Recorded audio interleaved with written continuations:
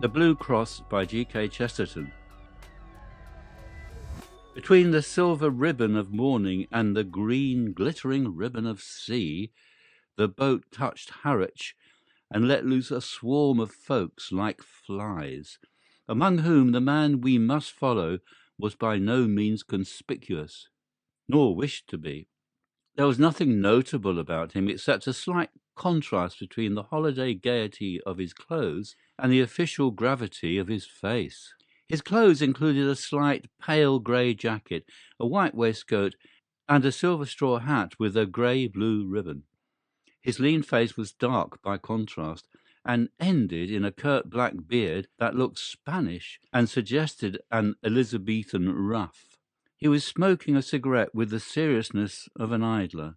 There was nothing about him to indicate the fact that the grey jacket covered a loaded revolver, that the white waistcoat covered a police card, or that the straw hat covered one of the most powerful intellects in Europe. For this was Valentin himself, the head of the Paris police and the most famous investigator of the world, and he was coming from Brussels to London to make the greatest arrest of the century. Flambeau was in England.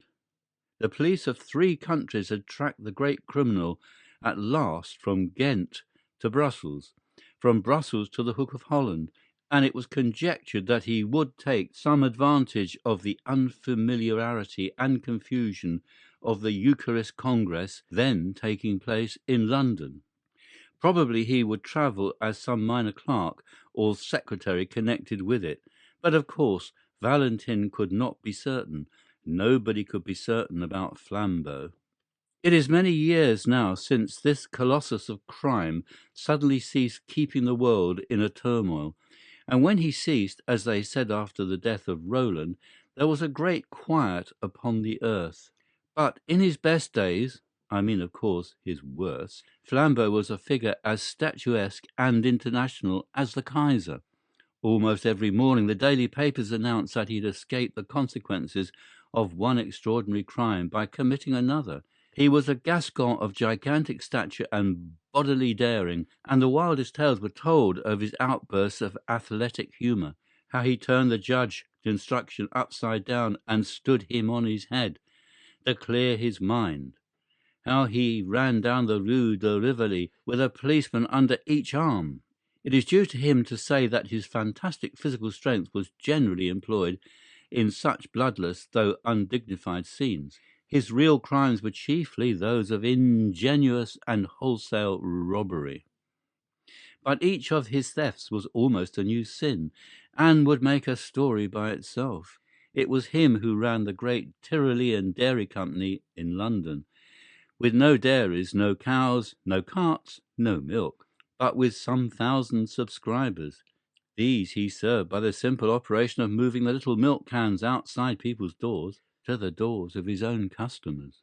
It was he who had kept up an unaccountable and close correspondence with a young lady whose whole letter-bag was intercepted by the extraordinary trick of photographing his messages infinitesimally small upon the slides of a microscope.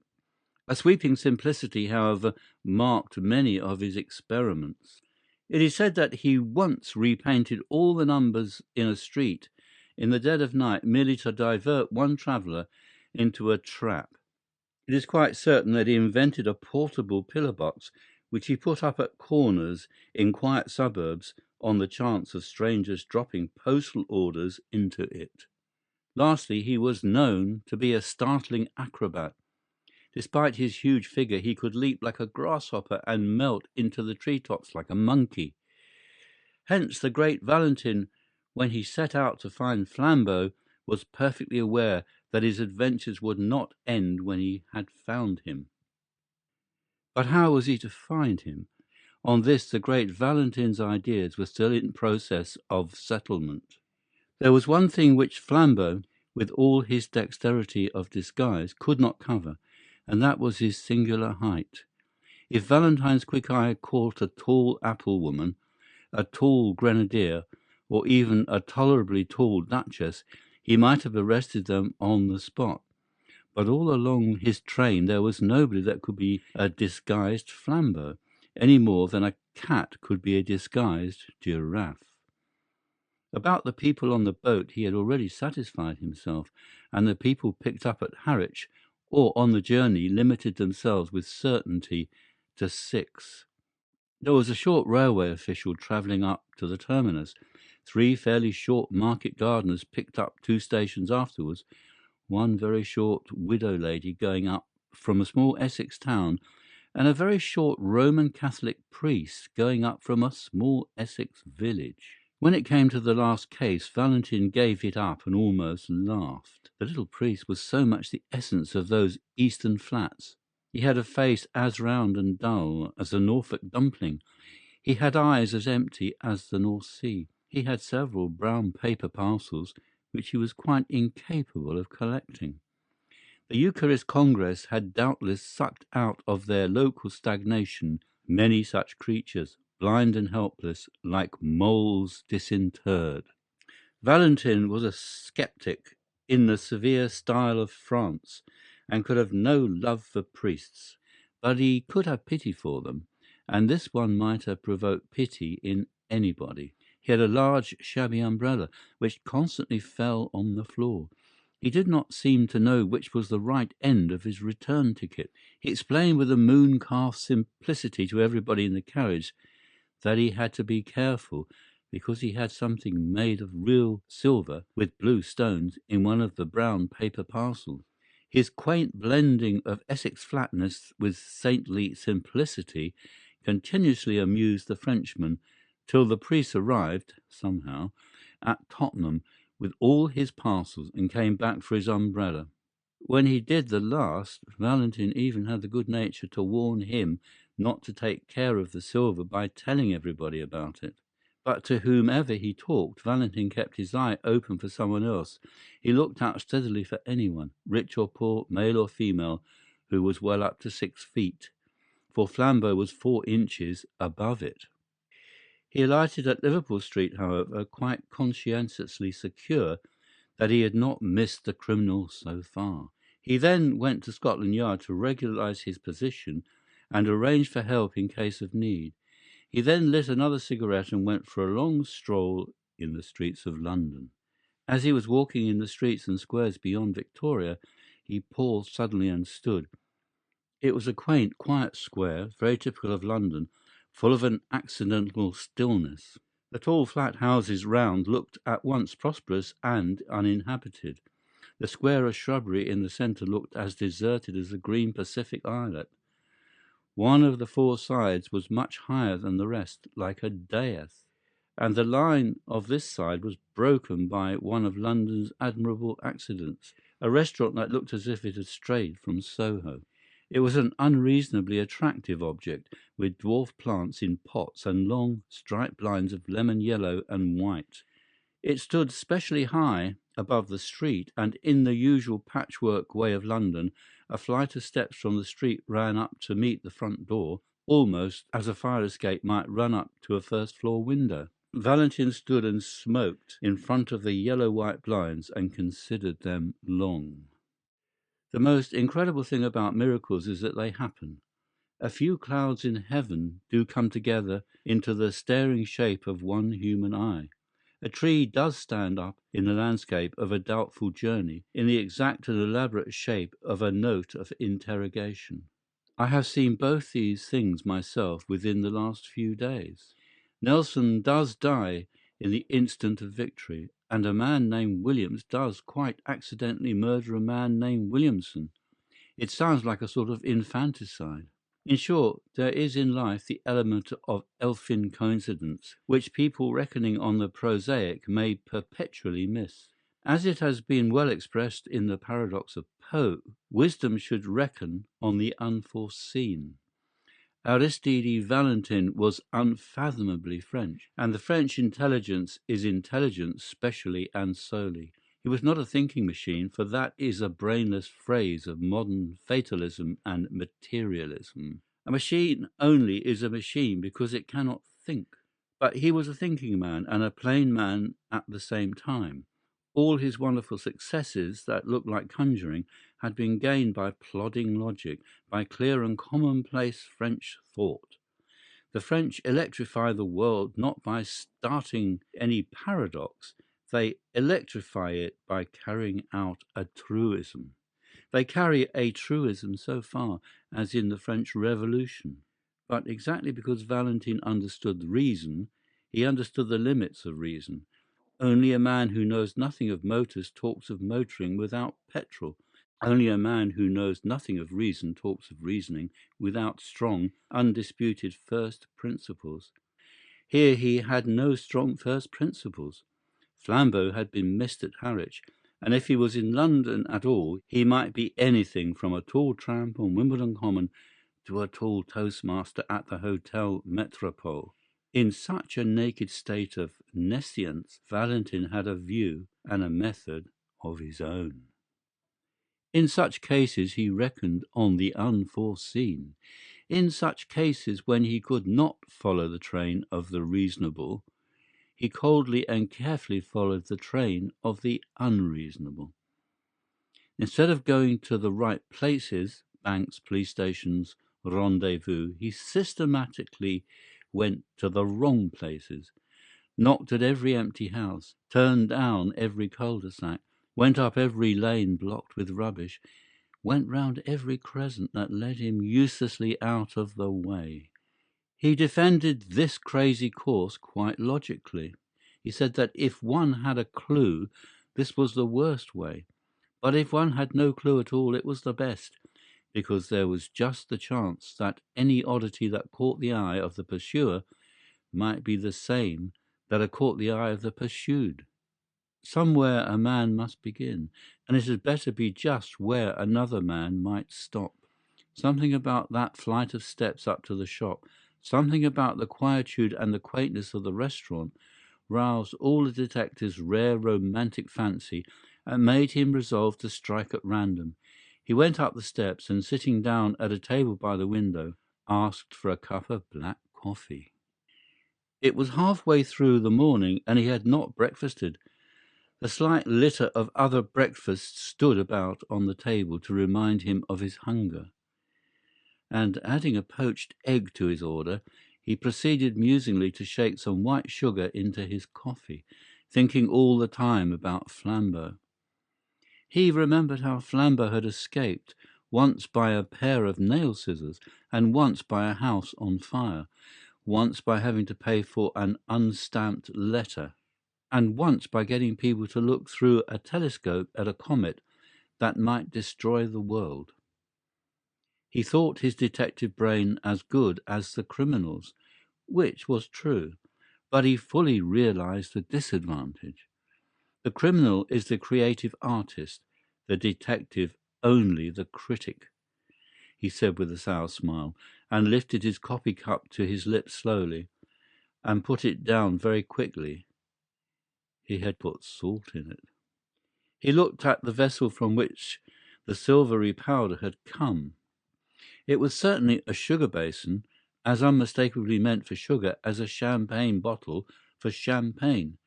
He wondered why they should keep salt in it. He looked to see if there were any more orthodox vessels. Yes, there were 2 salt cellars quite full. Perhaps there was some speciality in the condiment in the salt cellars. He tasted it. It was sugar.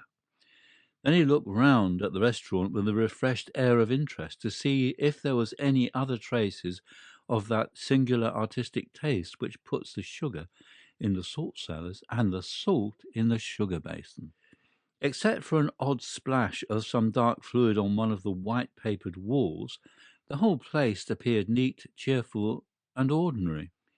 He rang the bell for the waiter. When that official hurried up, fuzzy-haired and somewhat blear-eyed at that early hour, the detective, who was not without an appreciation of the simpler forms of humour, asked him to taste the sugar and see if it was up to the high reputation of the hotel. The result was that the waiter yawned suddenly and woke up. "Do you play this delicate joke on your customers every morning?" inquired Valentin. "Does changing the salt and sugar never pall on you as a jest?"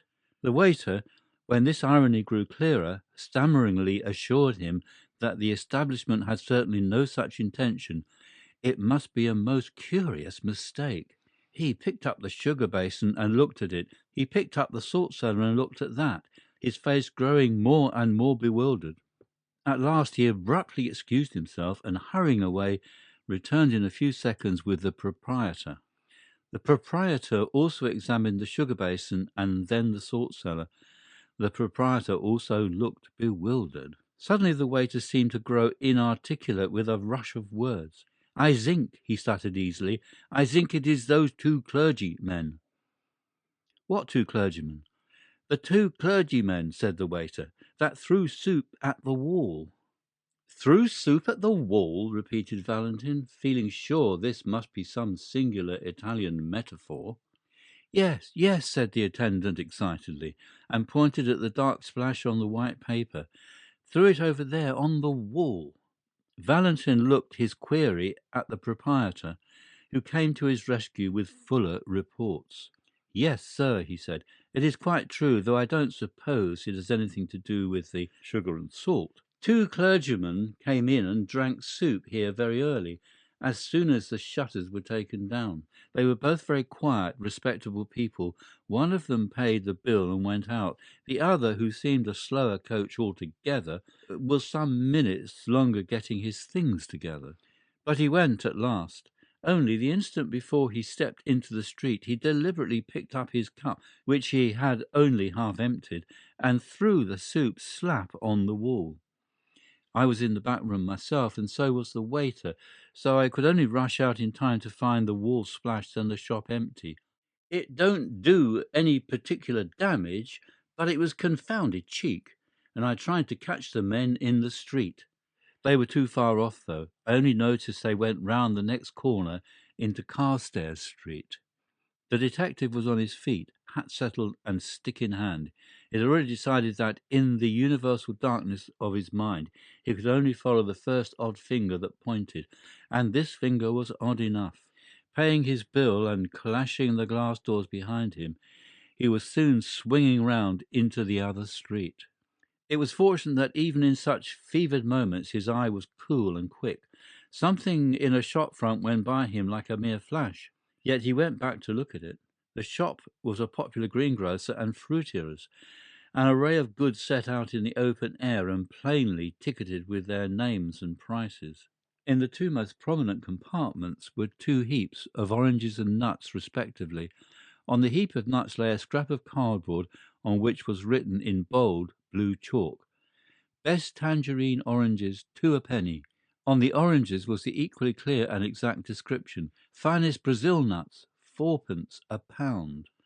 M. Valentin looked at these two placards and fancied he had met this highly subtle form of humour before, and that somewhat recently. He drew the attention of the red-faced fruiterer, who was looking rather sullenly up and down the street, to this inaccuracy in his advertisements.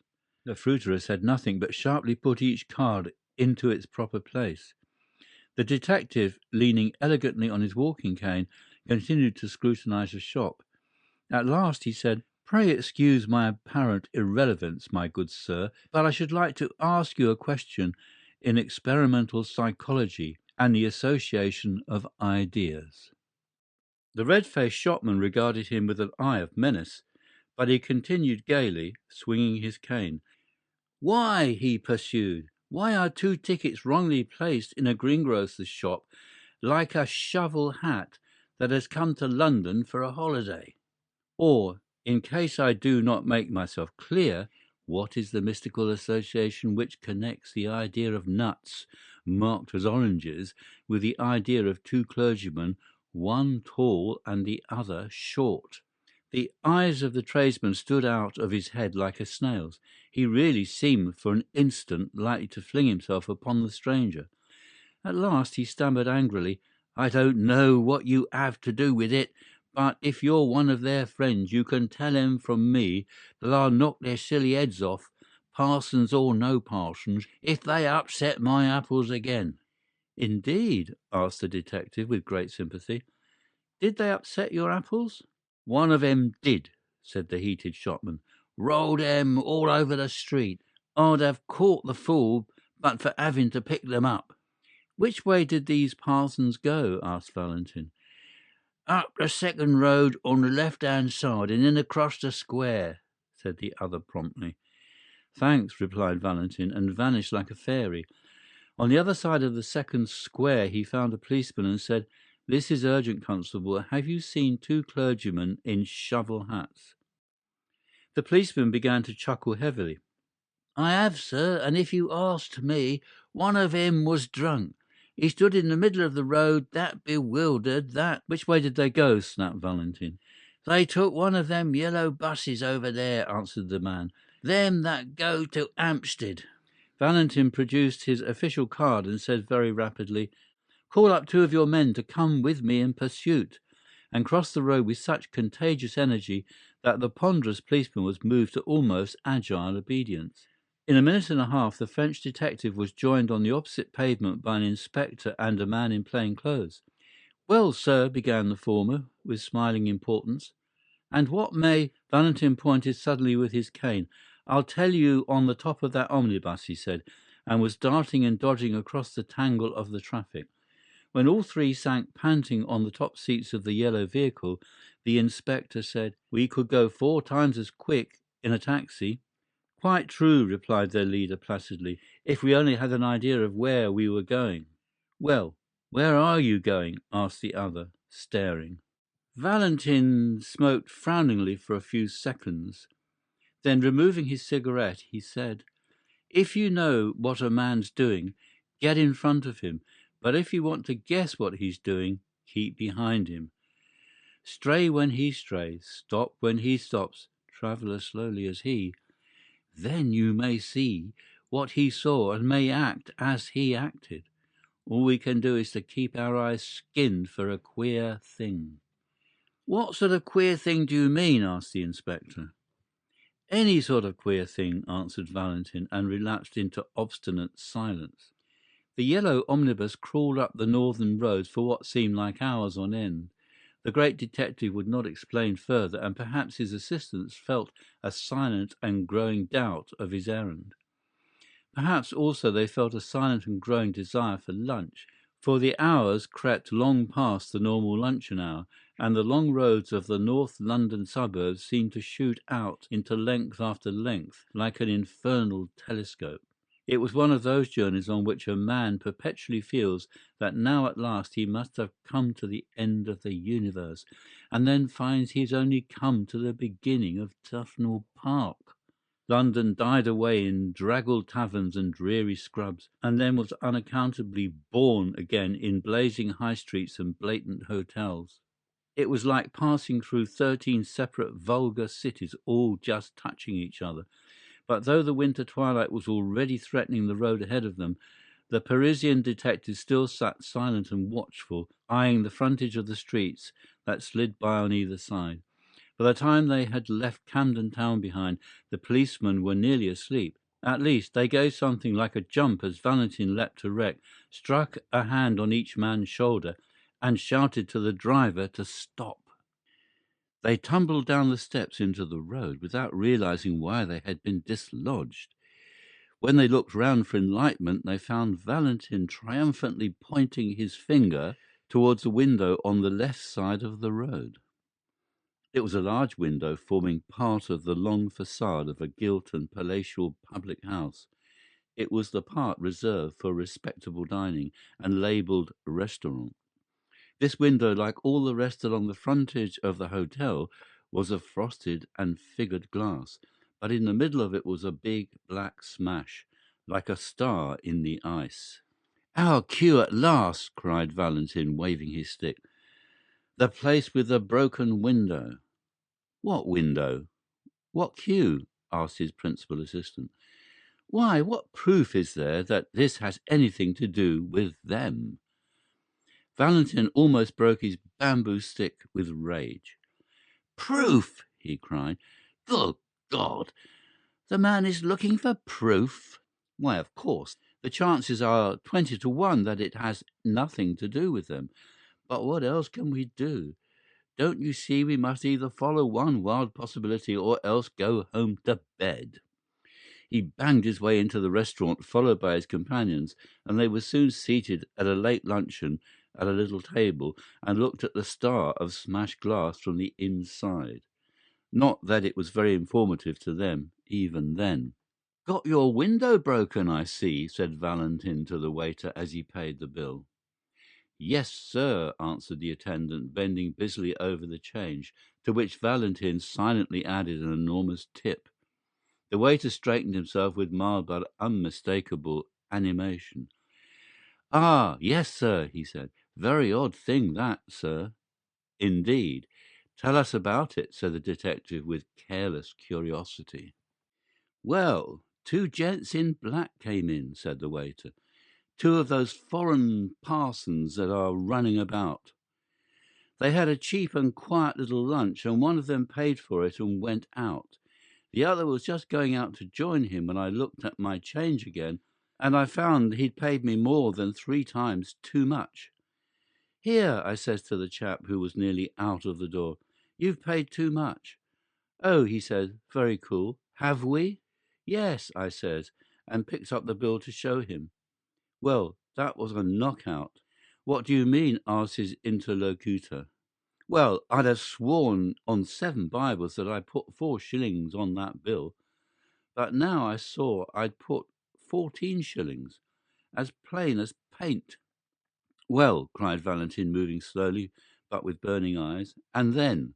"The parson at the door, he says all serene, 'Sorry to confuse your account, but I'll pay for the window.' 'What window?' I says. 'The one I'm going to break,' he says, and smashed the blessed pane with his umbrella." All 3 inquirers made an exclamation, and the inspector said under his breath, "Are we after escaped lunatics?" The waiter went on with some relish for the ridiculous story. "I was so knocked silly for a second I couldn't do anything. The man marched out of the place and joined his friend just round the corner. Then they went so quick up Bullock Street that I couldn't catch them, though I went round the bars to do it." "Bullock Street," said the detective, and shot up that thoroughfare as quickly as the strange couple he pursued. Their journey now took them through bare brick ways like tunnels, streets with few lights and even with few windows, streets that seemed built out of the blank backs of everything and everywhere. Dusk was deepening, and it was not easy even for the London policeman to guess in what exact direction they were treading. The inspector, however, was pretty certain that they would eventually strike some part of Hampstead Heath. Abruptly, one bulging gaslit window broke the blue twilight like a bull's-eye lantern, and Valentin stopped an instant before a little garish sweetstuff shop. After an instant's hesitation he went in. He stood amid the gaudy colours of the confectionery with entire gravity and bought 13 chocolate cigars with a certain care. He was clearly preparing an opening, but he did not need one. An angular elderly young woman in the shop had regarded his elegant appearance with a merely automatic inquiry, but when she saw the door behind him blocked with the blue uniform of the inspector, her eyes seemed to wake up. "Oh," she said, "if you've come about that parcel, I've sent it off already." "Parcel?" repeated Valentin, and it was his turn to look inquiring. "I mean the parcel the gentleman left. The clergyman gentleman." "For goodness' sake," said Valentin, leaning forward with his first real confession of eagerness, "for heaven's sake, tell us what happened exactly." "Well," said the woman a little doubtfully, "the clergyman came in about half an hour ago and bought some peppermints and talked a bit, and then went off towards the Heath. But a second after, one of them runs back into the shop and says, 'Have I left a parcel?' Well, I looked everywhere and couldn't see one, so he says, 'Never mind, but if it should turn up, please post it to this address,' and he left me the address and a shilling for my trouble. And sure enough, though I thought I'd looked everywhere, I found he'd left a brown paper parcel. So I posted it to the place he said. I can't remember the address now. It was somewhere in Westminster. But as the thing seemed so important, I thought perhaps the police had come about it." "So they have," said Valentin shortly. "Is Hampstead Heath near here?" "Straight on for 15 minutes," said the woman, "and you'll come right out on the open." Valentin sprang out of the shop and began to run. The other detectives followed him at a reluctant trot. The street they threaded was so narrow and shut in by shadows that when they came out unexpectedly into the void common and vast sky, they were startled to find the evening still so light and clear. A perfect dome of peacock green sank into the gold amid the blackening trees and the dark violet distances. The glowing green tint was just deep enough to pick out in points of crystal 1 or 2 stars. All that was left of the daylight lay in a golden glitter across the edge of Hampstead and that popular hollow which is called the Vale of Health. The holiday-makers who roamed this region had not wholly dispersed. A few couples sat shapelessly on benches, and here and there a distant girl still shrieked in one of the swings. The glory of heaven deepened and darkened around the sublime vulgarity of man, and standing on the slope and looking across the valley, Valentin beheld the thing which he sought. Among the black and breaking groups in that distance was one specially black which did not break, a group of 2 figures clerically clad. Though they seemed as small as insects, Valentin could see that one of them was much smaller than the other. Though the other had a student's stoop and an inconspicuous manner, he could see that the man was well over 6 feet high. He shut his teeth and went forward, whirling his stick impatiently. By the time he had substantially diminished the distance and magnified the 2 black figures as in a vast microscope, he had perceived something else, something which startled him, and yet which he had somehow expected. Whoever was the tall priest, there could be no doubt about the identity of the short one. It was his friend of the Harwich train, the stumpy little cure of Essex whom he had warned about his brown paper parcels. Now, so far as this went, everything fitted in finely and rationally enough. Valentin had learned by his inquiries that morning that a Father Brown from Essex was bringing up a silver cross with sapphires, a relic of considerable value, to show some of the foreign priests at the Congress. This undoubtedly was the silver with blue stones, and Father Brown undoubtedly was the little greenhorn in the train. Now there was nothing wonderful about the fact that what Valentin had found out Flambeau had also found out. Flambeau found out everything. Also, there was nothing wonderful in the fact that when Flambeau heard of a sapphire cross, he should try to steal it. That was the most natural thing in all natural history, and most certainly there was nothing wonderful about the fact that Flambeau should have it all his own way with such a silly sheep as the man with the umbrella and the parcels. He was the sort of man whom anybody could lead on a string to the North Pole. It was not surprising that an actor like Flambeau, dressed as another priest, could lead him to Hampstead Heath. So far the crime seemed clear enough, and while the detective pitied the priest for his helplessness, he almost despised Flambeau for condescending to so gullible a victim. But when Valentin thought of all that had happened in between, of all that had led him to his triumph, he racked his brains for the smallest rhyme or reason in it. What had the stealing of a blue and silver cross from a priest from Essex to do with chucking soup at wallpaper? What had it to do with calling nuts oranges or paying for windows first and breaking them afterwards? He had come to the end of his chase, yet somehow he had missed the middle of it. When he failed, which was seldom, he had usually grasped the clue, but nevertheless missed the criminal. Here he had grasped the criminal, but still he could not grasp the clue. The 2 figures that they followed were crawling like black flies across the huge green contour of a hill. They were evidently sunk in conversation and perhaps did not notice where they were going, but they were certainly going to the wilder and more silent heights of the heath. As their pursuers gained on them, the latter had to use the undignified attitudes of the deer-stalker, to crouch behind clumps of trees and even to crawl prostrate in deep grass. By these ungainly ingenuities, the hunters even came close enough to the quarry to hear the murmur of the discussion, but no word could be distinguished except the word reason, recurring frequently in a high and almost childish voice. Once over an abrupt dip of land and a dense tangle of thickets, the detectives actually lost the 2 figures they were following. They did not find the trail again for an agonizing 10 minutes, and then it led round the brow of a great dome of hill overlooking the amphitheatre of rich and desolate sunset scenery. Under a tree in this commanding yet neglected spot was an old ramshackle wooden seat. On this seat sat the two priests, still in serious speech together. The gorgeous green and gold still clung to the darkening horizon, but the dome above was turning slowly from peacock green to peacock blue, and the stars detached themselves more and more like solid jewels.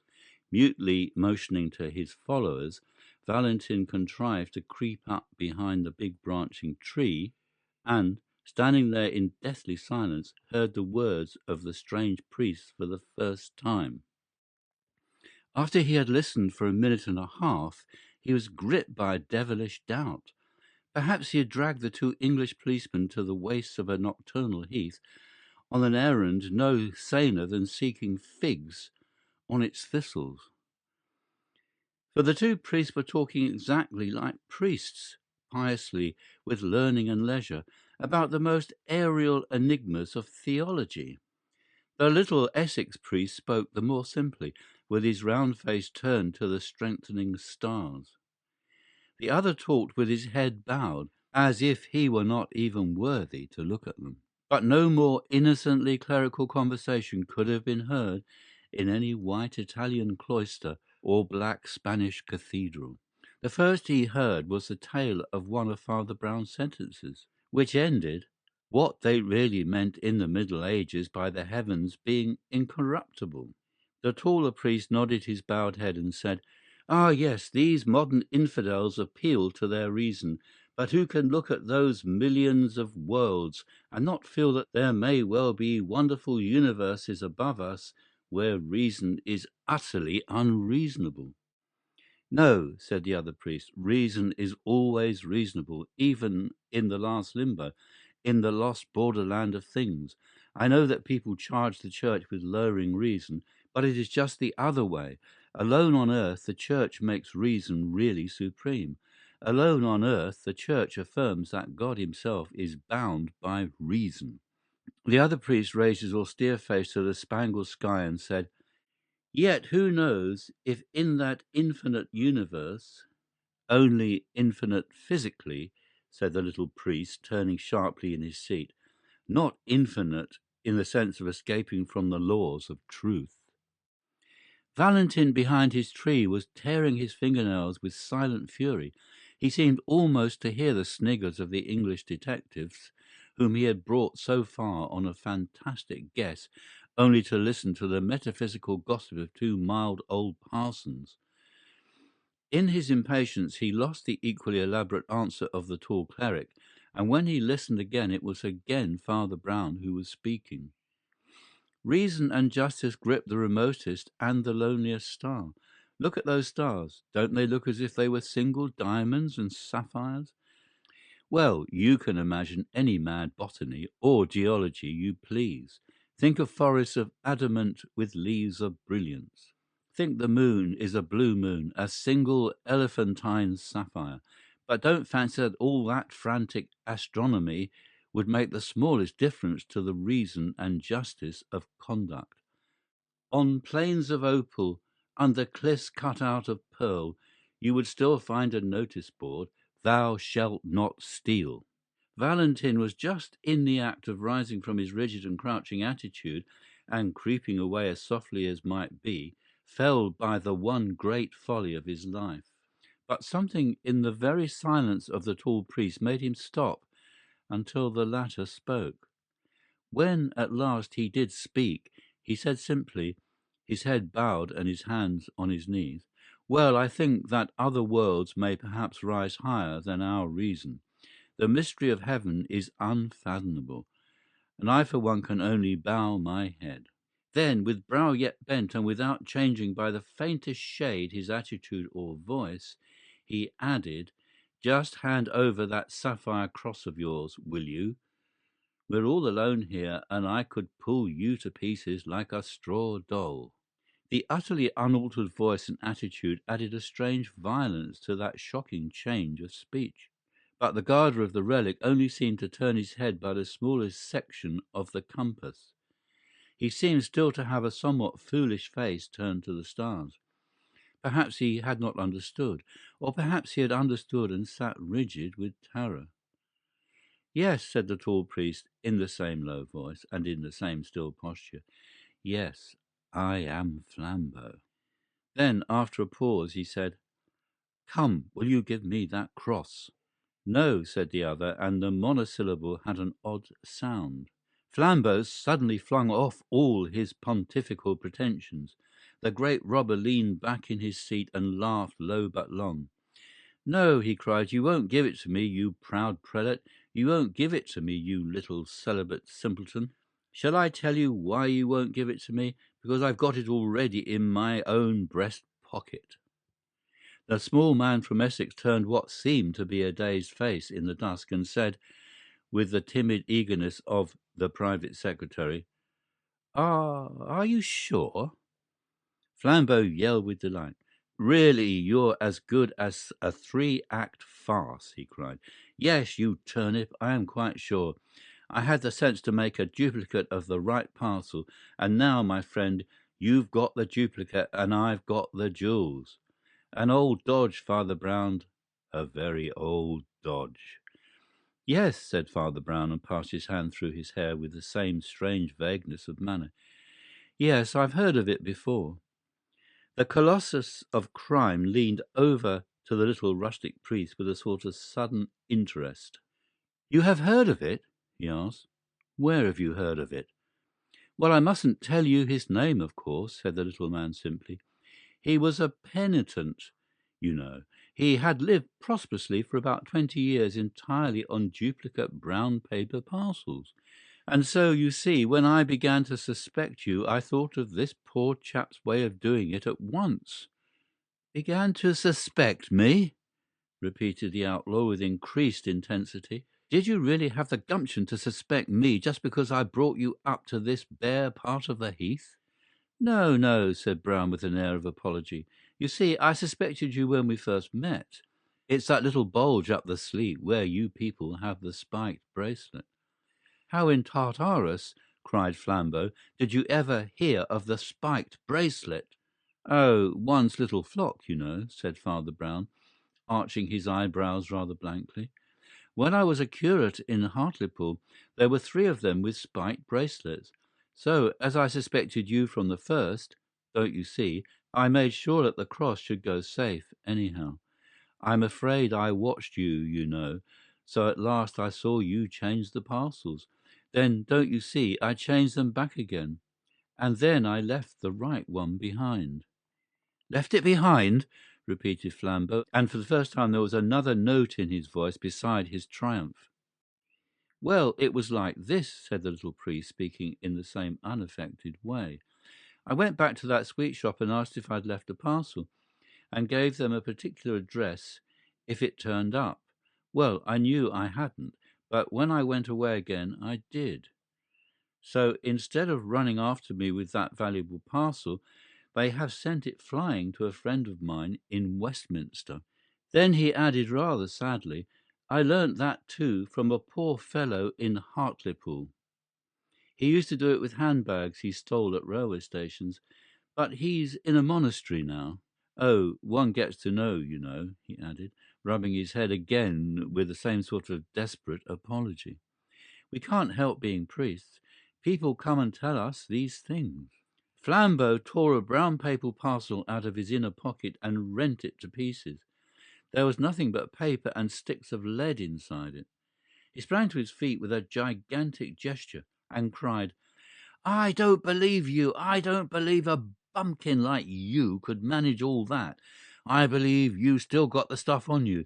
And if you don't give it up, why, we're all alone and I'll take it by force." "No," said Father Brown simply, and stood up also.